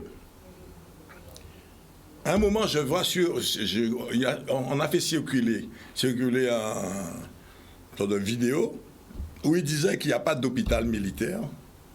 Et en même temps, on a fait un montage, on montre bien qu'il le dit, en même temps on montre un hôpital militaire dans l'est de la France, on montre un truc, et il dit ça n'existe pas. Et en même temps on montre qu'on le fait. Le jour où j'ai vu ça, je dis ah là, il est mort. Et c'est vrai que je me suis dit, putain, on n'a pas de droit à l'erreur, il a fait une connerie énorme. Je me suis dit, si c'est bien ça, là, ça a fait une grave erreur. Il est affirmatif, alors à moins que ça soit un montage, enfin, je veux dire, ça soit faux. Mais je n'ai jamais eu de retour sur ça. Mais on montrait bien qu'il dit, ce n'est pas possible. Ça ne se construit pas, ça ne se fait pas. Et en même temps, on montre qu'on est en train de le construire.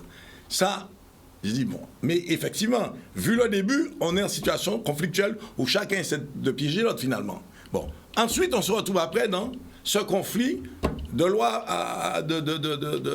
de pas vaccinal. Et là, alors, j'ai un troisième problème là. La gestion qui s'est faite en Martinique en Guyane ne ressemble pas à la gestion à Pointe-à-Pitre. Mais le rapport n'est pas le même. Le gars est dans une situation conflictuelle, il est en conflit et ils sont déjà en guerre.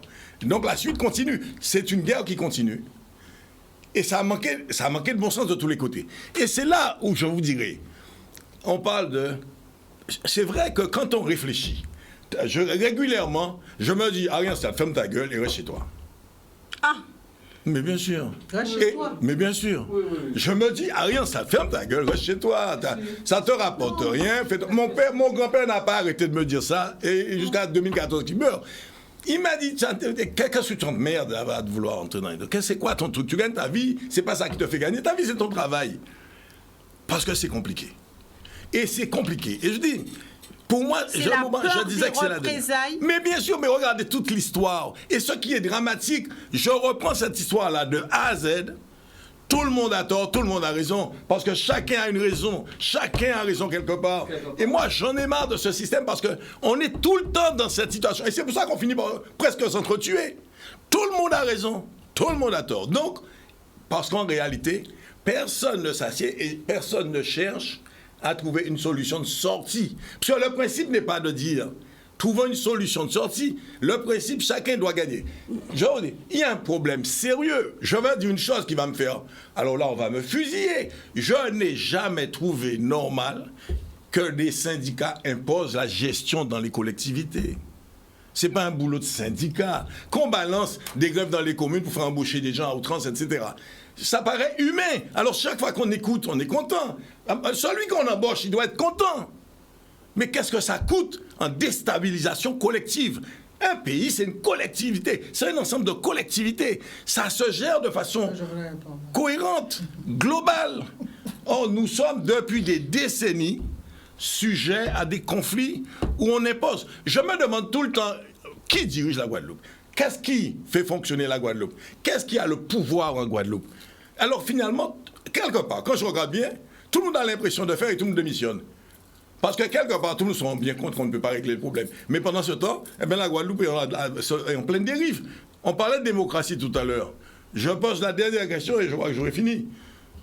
Est-ce que vous pensez que la Guadeloupe va s'en sortir avec une démocratie? Alors, je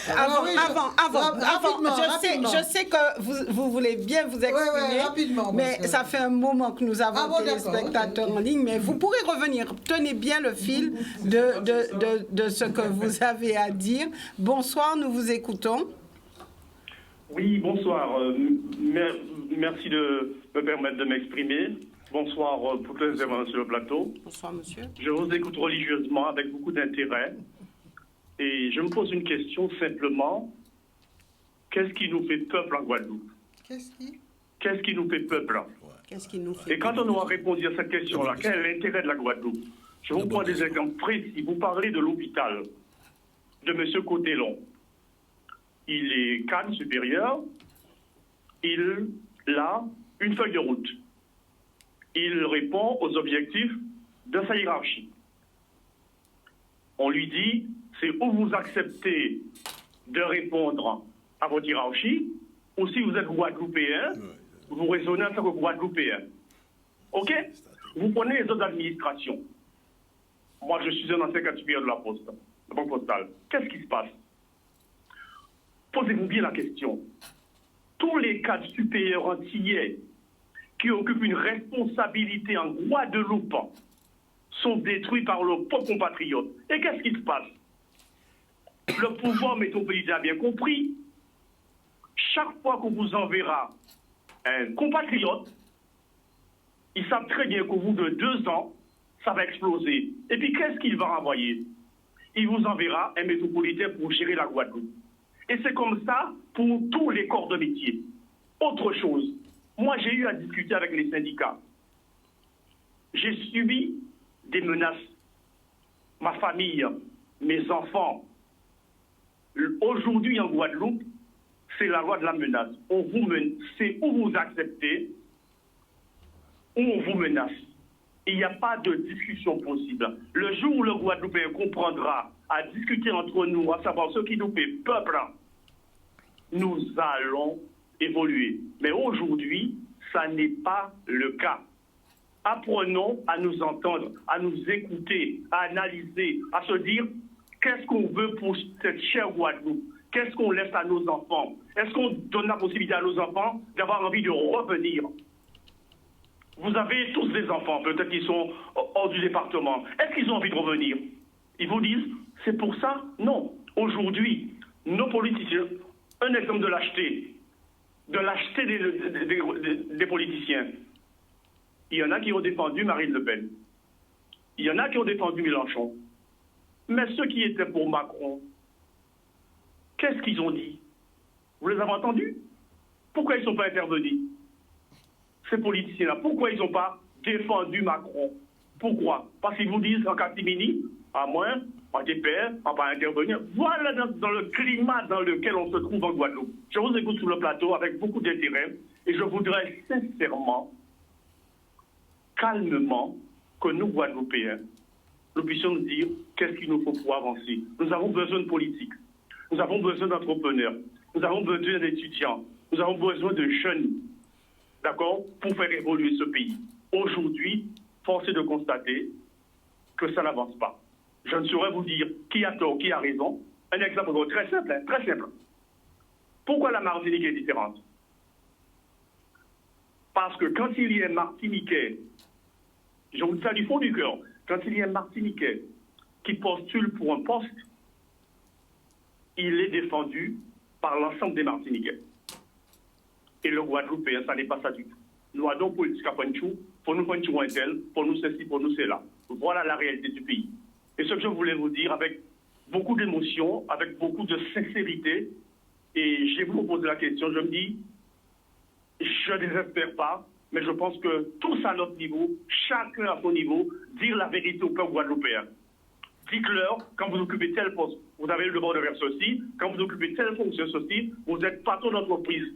Vous avez vos intérêts et vos intérêts convergent avec les intérêts de nos enfants et de nos petits-enfants. Voilà mon intervention. Merci. Merci beaucoup, monsieur.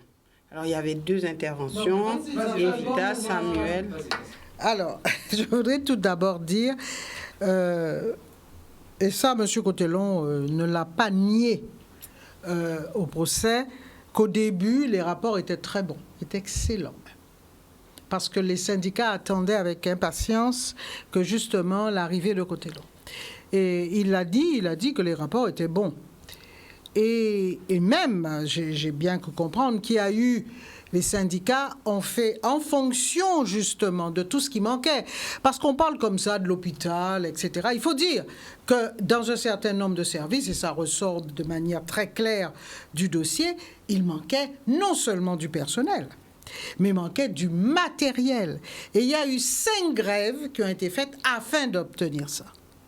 Et Cotellon ne conteste pas l'efficacité de ces grèves qui apportaient effectivement un plus à l'hôpital. Donc la théorie comme quoi tout de suite il y a eu un conflit, c'est faux. Et Cotellon même disait qu'avec Clavier, ça se passait bien au début. Donc il faut déjà signaler ça. Deuxièmement, moi je continue à dire, on a quand même, bon, ça va sortir, mais dans cet hôpital, il faut savoir qu'on a sédaté des gens de 50 ans. D'accord? Et on les emmenait au 8e ou 9e étage, et on savait que quand on disait 8e et 9e étage, on savait que la personne allait mourir. Donc, il y a eu des choses terribles qui se sont passées à l'hôpital et qui ont été répétées par les soignants.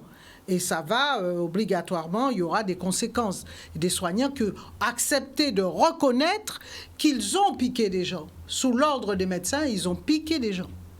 Donc on a euthanasié des gens, comment dirais-je, et après, ces mêmes soignants, on leur demandait d'aller recevoir la famille le lendemain pour leur dire votre parent est mort.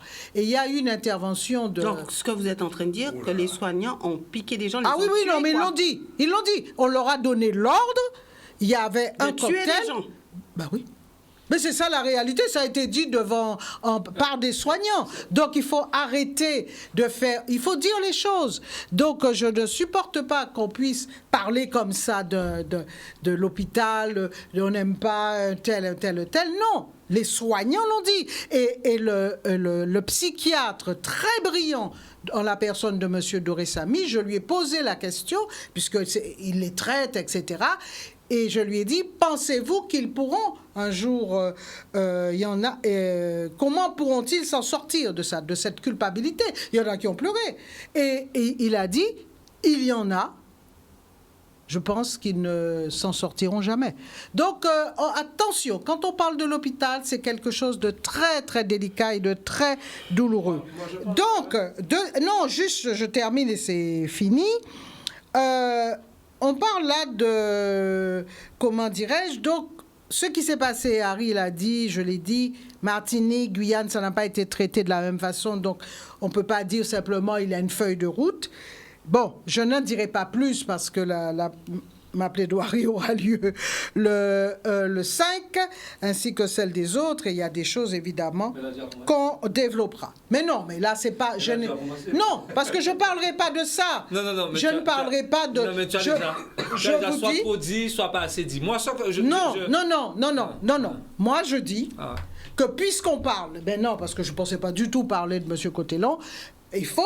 Les gens étaient là, c'est audience publique, des gens sont venus dire que sur l'ordre des médecins, 8e, 9e message, on savait que les gens allaient mourir. Voilà. Donc, juste la question du management que monsieur a posée quand on est antillais, la question du management, bon ben... Patricia Bafan-Trobo l'a très bien expliqué, comment justement, effectivement, lié à notre histoire, le management quand on est noir vis-à-vis d'autres noirs n'est pas simple de toute façon. Il ne faut pas qu'on croie que c'est simple et qu'il y a une difficulté par rapport à chez ceux qui reçoivent l'autorité de celui qui vous ressemble, mais il y a aussi une difficulté de celui qui donne l'autorité, puisque justement, c'est un rapport excessivement complexe qu'il y a, et ce management chez les Noirs, sur les Noirs, et effectivement, il y a énormément d'études qui ont été faites, mais notamment pour les Noirs des Antilles. Brafont Robo a très très bien expliqué toute la difficulté du management. Alors, moi je dis, je ne veux plus, je pense sincèrement que les choses sont beaucoup plus complexes qu'on ne pense dans l'hôpital, parce que j'ai été, comme tout le monde, j'ai appris qu'au début, eh ben, ils s'entendaient très bien et que les 5 grèves ont apporté un certain nombre de matériel qui manquait et ont fait venir un certain nombre de personnel. Donc l'histoire d'on lui en veut tout de suite, c'est complètement fou. Voilà ce que j'avais à dire. Moi, ce que je dis, et c'est vrai, il a dit, dans cette histoire-là, tout le monde a raison, tout le monde a tort. C'est pour ça que c'est un débat que je préfère ne pas ouvrir, parce qu'il ne sera jamais équilibré. C'est-à-dire, effectivement, si Evita en parle, si Evita est avocate de parti, ça ne peut pas avoir le même... Il aurait fallu qu'il y ait l'avocat de l'hôpital sur le même plateau. En fait, c'est compliqué. Non, moi, je dis que c'est pas... C'est pour ça que je dis, c'est pas... Je voulais juste dire que comme on a allumé le feu sur le syndicat, c'est pour ça que c'est un feu que je préfère ne pas allumer. Voilà. Moi, ce que je dis, et je dis qu'il y a intérêt, je vais dans le sens d'Harry, ce pays-là, il part à la dérive. Et quand Harry dit que oui, parfois il dit je vais rester chez moi, mais parfois j'ai la même sensation, pourquoi je ne le fais pas? Juste parce que je me dis non, le fait que des gens veulent m'empêcher de parler, je vais parler quand même. Quel que soit le prix que je dois payer, parce qu'il faut que les gens comprennent qu'il n'y a pas plus de... Personne n'est plus fort que personne. À partir du moment où on fait appel à une violence dans un pays, eh bien il y aura une violence organisée. Vous avez des gens qui sont capables d'organiser leur sécurité aussi. Je dis ça, je ferme la parenthèse. Et on va en arriver là.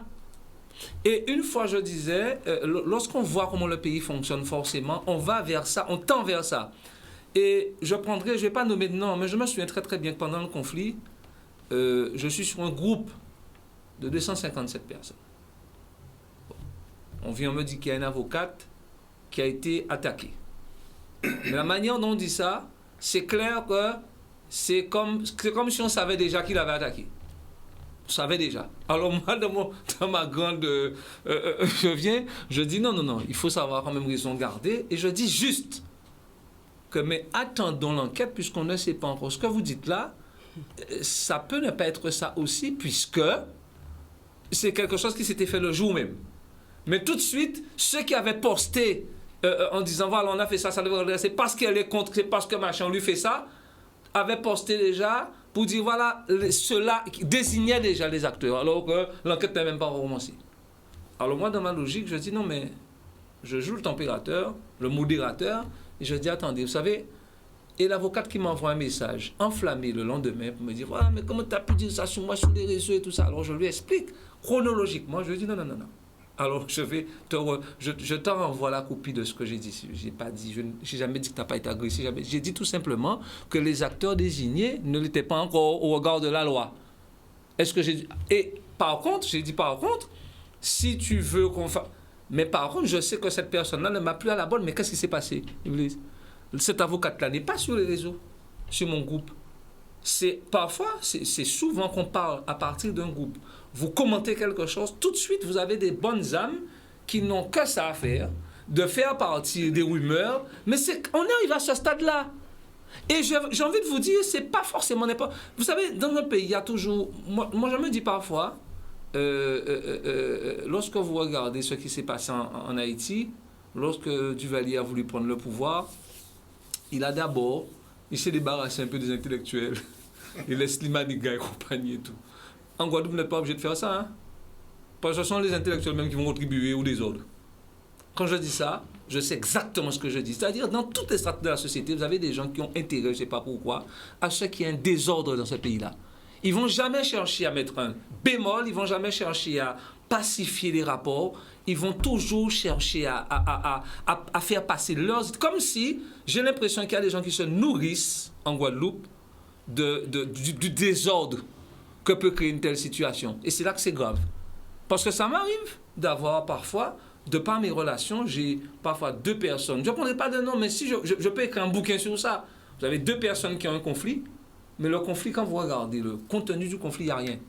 Ils sont juste en conflit parce qu'ils ne discutent pas, parce que vous appelez les deux personnes, vous voulez entre les deux dire, bon, mais il faut vous parler en tant que Guadeloupéen, allons parler, mais ça ne marche pas, Élise, parce que vous avez toujours une personne qui va conseiller à ces gens-là de ne pas se rencontrer. Mais je parle de Guadeloupéens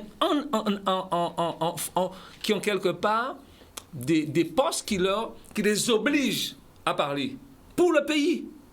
Ce ne sont pas des gens lambda, ce ne sont pas deux ouvriers, un travail à Sainte-Rosée, un travail à la Montagne qui n'ont rien à voir. Ce n'est pas le plombier du coin avec l'ébéniste de Port-Louis, ce n'est pas ça. Ce sont des personnes qui, dans la même institution, ont tout intérêt à parler, sont obligés de parler, mais vous n'arrivez pas, vous, en tant que Guadeloupéen, à arriver. Mais parfois, vous avez ce véritable sentiment d'échec. Parce que moi, plus je fais des choses dans le pays-là, c'est plus j'ai l'impression j'ai que les sentiments d'échec. Puisque vous vous rendez compte que vous n'arrivez pas, quelque part, à faire que votre pays trouve une certaine... Avant les choses, on a toujours eu des syndicats, on a toujours eu des conflits, mais aujourd'hui, on a franchi un autre cap. C'est celui de détruire le Guadeloupéen qui dit aux autres, attention les amis, on va dans le mur. Alors on ne peut pas continuer à fonctionner comme ça. Justement, et malheureusement, nous sommes arrivés quasiment au terme de l'émission. Alors, mon opinion n'est pas celle des forces en présence. On a vu avec vous, on a fait un état des lieux, on a vu qu'il y a des risques. Alors, ma dernière question, et ça sera le tour de table. Alors, maintenant que le constat est fait, maintenant que vous avez dit oui qu'il y a des risques, faut-il se taire? Et je débuterai avec Evita. On y va. Faut-il se taire? Évidemment. Donc c'est la conclusion. Évidemment et non. Le tour si de je plateau. disais qu'il fallait se taire, on me dirait, ben dis donc, Evita, pour quelqu'un qui parle, tu te demandes aux autres de se taire. Non, c'est évident que chacun doit faire sa part. Donc, moi, je pense pour ce pays-là, c'est ça. Il faut que chacun se dise, on a quelque chose à faire pour ce pays-là, on doit quelque chose à ce pays-là. Et donc, chacun fait comme il peut. Incontestablement, des gens qui aiment défendre, des gens qui sont convaincus de ce à quoi quand ils parlent de quelque chose, qui sont nourris d'idéaux et doivent parler, parce que c'est eux qui sont capables, justement, par la force des mots, de faire avancer les choses dans ce pays, parfois de changer les mentalités. Parce qu'on oublie une chose, c'est que la parole a un impact extraordinaire. Mais on ne va pas demander à quelqu'un qui n'ose pas parler, quelqu'un...